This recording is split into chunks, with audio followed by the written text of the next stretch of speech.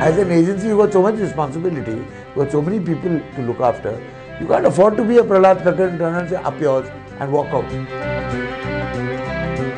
Agencies are willing to compromise and sell their mothers.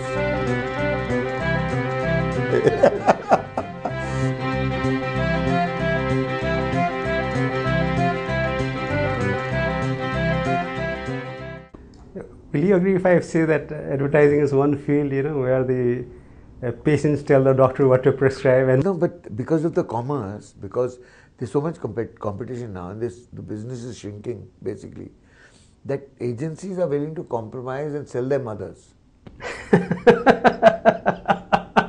So whatever the client says, everybody bows 3 times and says, "Oh, tusi pape, tusi topo, Vatican de popo, America de atom bomb, Hindustan de opo."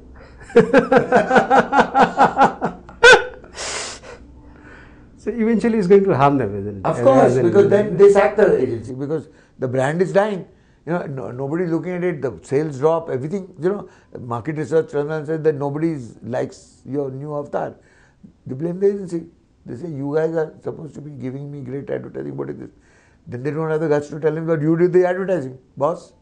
Whatever we gave you, you rejected and did it yourself.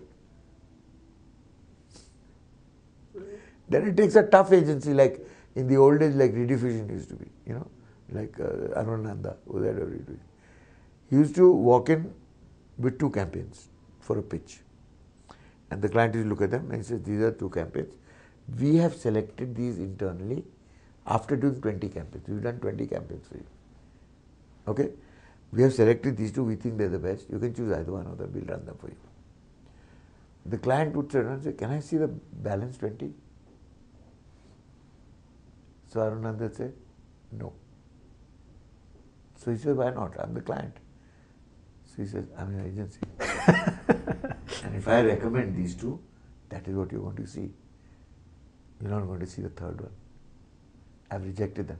If I've rejected them, and you select one of those, what do you think people will think of me? You don't find that guts anymore, do you? Very rare. Not at all. Arunanda, when he started Rediffusion, was an exemplary agency. Even Trikaya. Trikaya Grey?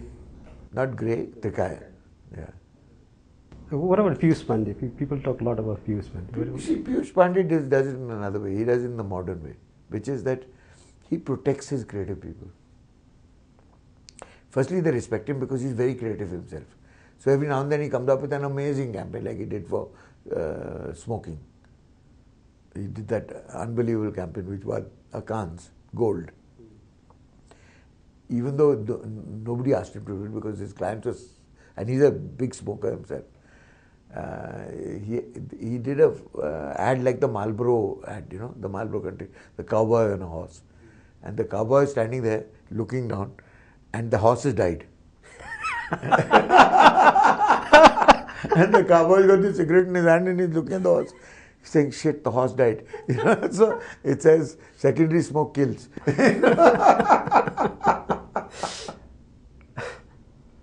His brother is also a director, isn't he? His brother is a very good director.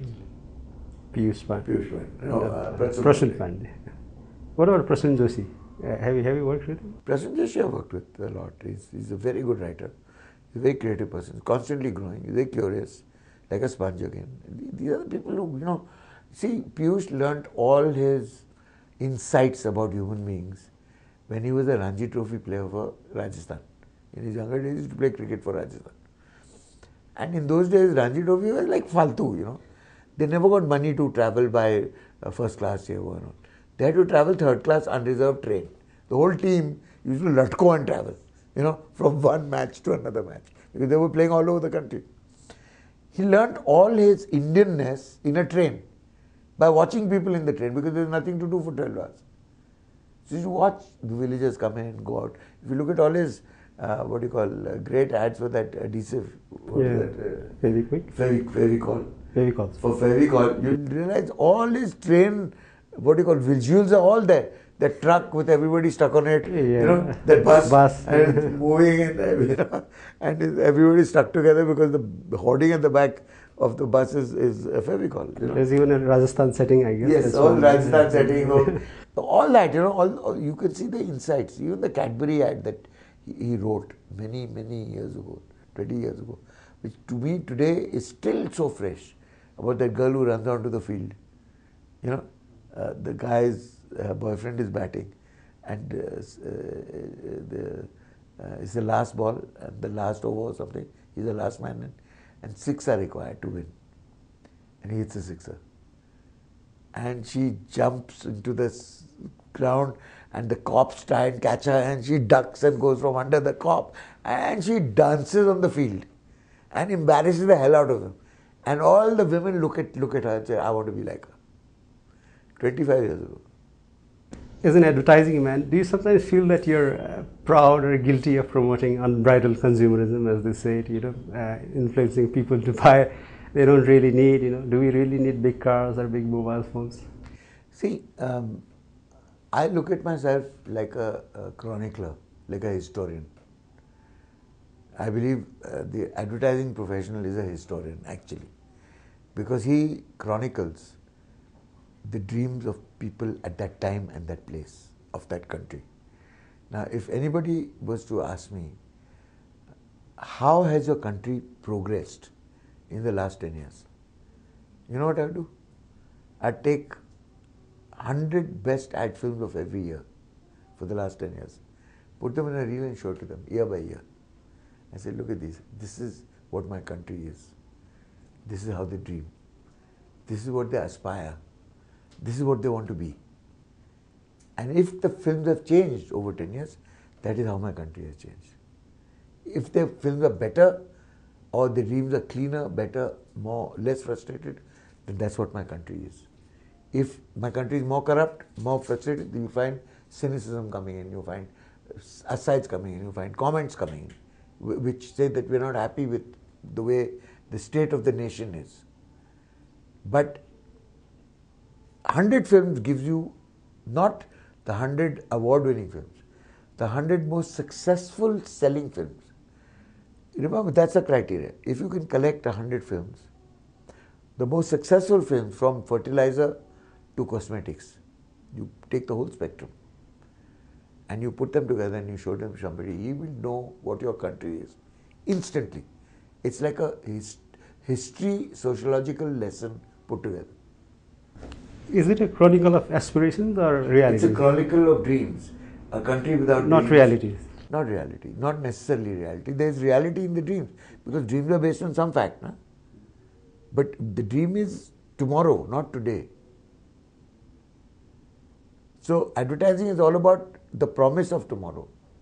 That if today is a disaster, tomorrow will be a better day.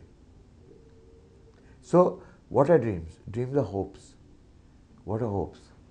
Hopes are what young people grow up on. Take away the hopes, take away the dreams, what do you left?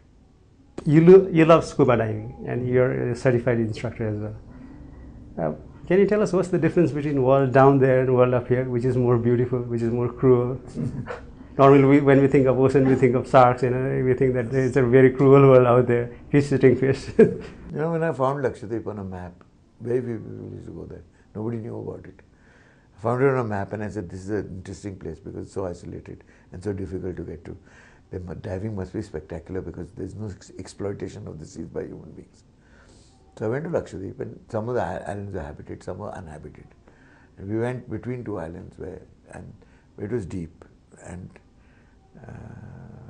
we saw these patterns at the bottom, like lotus leaves, overlapping each other, miles and miles of them. So we said, what is that? So we said, let's go down and see. So we put on our equipment and we jumped in and went.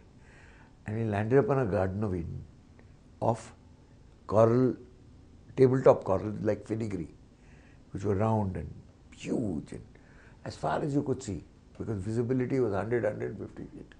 So you could really see forever. It was like air, full of color and fish and life and everything, and untouched, pristine. I don't think another human being had seen that. We were the first human beings to see that particular spot. And I came up from the dive and nobody said anything. There were four of us. Nobody said a word. Nobody said wow, nobody did cartwheels, nobody did yahoo. They all sat in the boat, and we came back. And next day I asked him, I said, why were we so silent? He says, because all of us were thinking that at some stage, Earth must have been like that. Before human beings came and it up. So we were so overwhelmed by realizing that though we hadn't seen God, we'd seen His act. And that we also saw what had happened to Earth, to the land, and cut all the forests and polluted all the rivers. And we realized that human beings were the most destructive people on Earth. That we shit on our own doorstep all the time. And that lesson that I learned in Lakshadweep at that time was the only real religious experience I've ever had in my life. I actually don't believe in God. I actually believe that God manifests Himself through nature. And nature is what it's all about. And the symbiotic relationship between each animal, each bird, each bee, each insect, each tree. And that it's the whole cycle of life. And that human beings don't believe that we are a part of the web. We think we are the masters of the web and that we can do what we want. And it was the most humbling experience of my life. I felt like a small insect. That even a bee was superior to me because the bee followed the rules of nature. We didn't. And I was so privileged to be there because I said, I'm the first human being to see this perfection. And in that perfection was imperfection. Nothing was the same. No two corals was exactly alike. Nothing was geometrical. Nothing was sharp. Nothing was nothing. Everything was different. And yet, together everything was perfect. So, it just amazed me, when I went there. And for 15 years, I've been going back every year for months on end, teaching other people, showing them what I saw, and making them believing that they are nothing compared to the ocean. The ocean is the most powerful force on earth. And that if you either can join the ocean or you can be against the ocean. If you're against the ocean, you'll lose because it will kill you. If you are one with the ocean, you become like the ocean. Huge, powerful, infinite. What you're saying just now, I think, is the fundamental tenets of spiritualism, something greater than yourself, It is and the connectivity of all those things. The first time I actually felt spiritual. And that's when my life changed. Because then I started searching for spiritual qualities in people, in things, and in institutions, in teachings, and started reading, and about the whole business of spiritualism. And I realized that there's a huge difference between spirituality and religion. That religion has been reduced now to tokenism, to rituals. Spiritualism is the search for truth. There are many movements which are not religious and still spiritual, Yes, like AA, I guess. Sort of. That's how I was introduced to it. 20 years ago, I dived on the reef at Amini. Subsequently, it's died because we had global warming and thadak, it killed that 40-kilometer long reef. So there's nothing there except like a desert now. Go back, it makes me cry because I remember it when I went down. And I realized that global warming is nothing but man-made. So even if you're not there destroying the damn reef directly, you're doing something else somewhere else and it's destroying the reef. So you don't believe in the kind of personal God that rest of the people do, but you do believe in some sort of existence, do you? No, I believe non-personal, or let's say something that intervenes your life or influences. No, I don't think so. I think I influence my life. I think I'm in charge of my life. I'm in charge of my destiny. I can change my destiny if I choose to. So when you say the word God, what does that mean to you? Nature. To me, now there's no God. It's nature. And the symbiotic relationship that nature has with everything that exists within its cycle of life. That when we make species disappear, it's like a hole in a vibration. The whole universe is a vibration. Do you know that? Science has also proved it now. Every particle is a vibration. It's physical and non-physical. Yes. And everything is a vibration. And when you kill a species and remove them from that web of life, you make a hole in the vibration. It's not replaceable. We saw the other side of you, we saw you in Ramlila Maidan a few months back supporting Anna Hazare's movement against corruption. Do you believe that corruption is it simply a structural issue that can be addressed with, No. or is it a moral issue as well? I think it's a hugely ethical, moral, personal issue. It's with everybody. And if as a nation we are going to pull in the same direction, then we have to address it to a certain extent. And I think Anna Hazare, everybody's been talking about corruption. Everybody said, it must be removed. We'll do this, we'll do that. Nobody's taken the first step to remove it personally, which is saying, okay, forget the government, forget the moral issue, forget the stance that you take, forget the corrupt politicians, forget everybody else. Will you as an individual take an oath that you will not pay a bribe for the next 2 months? For anything. You get caught by a traffic cop, he wants $10 or you have to pay a 100 rupee fine. Pay the 100 rupee fine. Don't bribe anybody. 2 months. The whole nation takes a vow, will not pay a bribe. You think corruption will last? I don't. You see, that is the first step to take. To prosecute a corrupt politician, everything is fine. What about you? Who's bribing the politician? You, no? What do you get out of it? Speed money, jump the queue, come first, fudge the line. So, why would you pay so much money? Because you think it's worth it. That's why you pay him so much money. Then you lose control of it. Then he gets greedy, he asks you for more. You can't pay, then you start cursing him. But who started paying him? Okay, so the thing is that Anna Hazare was the first guy who got up and said, I am going to fast till death. I'm going to put my life on the line. Forget about not giving bribes. That's the moot question. I never give bribes. But I'm going to stand on that stage and I'm going to die for the cause, just to make you guys wake up and understand how important it is. Now, it takes a hell of a lot of guts at 70 years to turn around and say, I'm going to stop eating and just die. We cannot stop eating even for a day. Even a day's fast is too much for us. And he's an old man, 75 years old. Yeah. You are in Nepal as a special guest for IDEA Brand Summit 2011. And this is perhaps the first time we are holding a Brand Summit in Nepal. How excited are you about this event?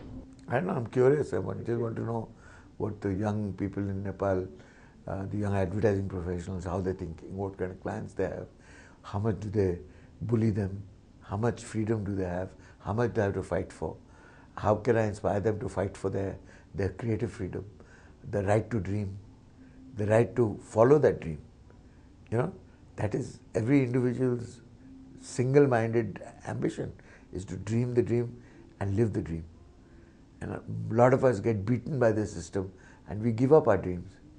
And the idea is to not allow them to give up their dreams. Just encourage them and say, no, listen, you'll have to be born many times in a horrible earth to be able to live your dream. So live it this life, na?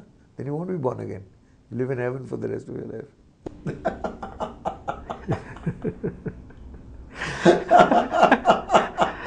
I don't think... every time a human being is born, reborn, it's a punishment.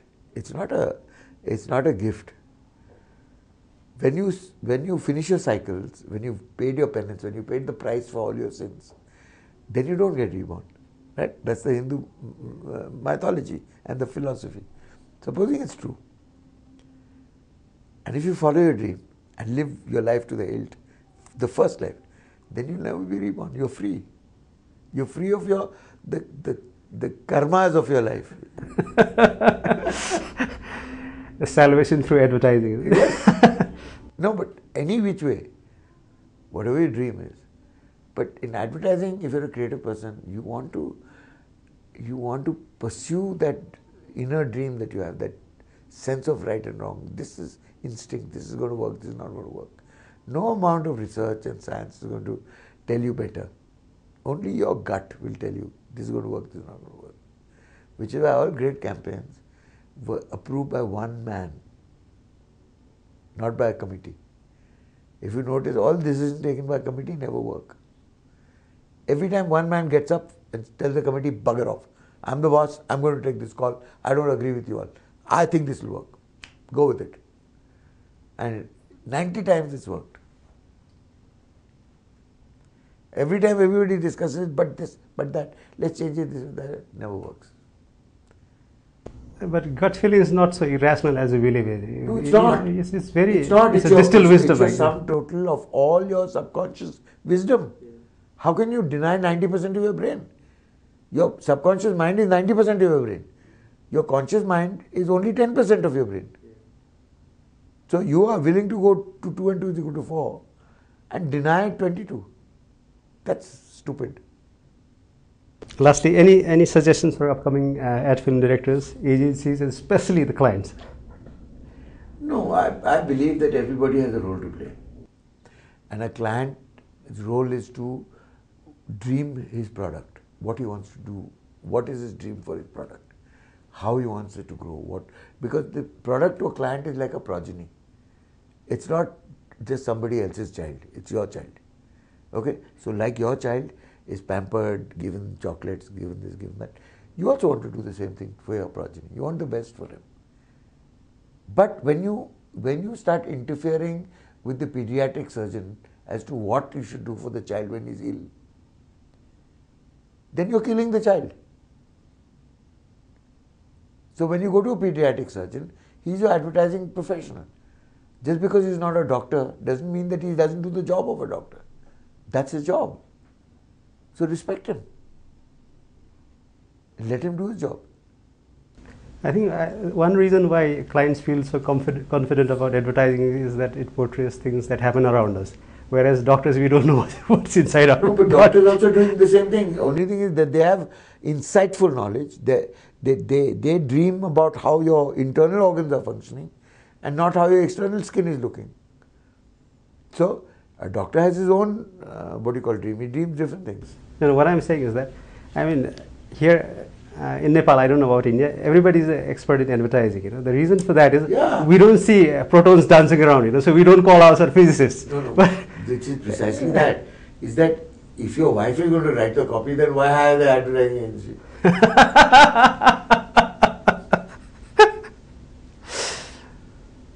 That's true. Thanks a lot very much, sir. It was a pleasure talking to you. You're welcome.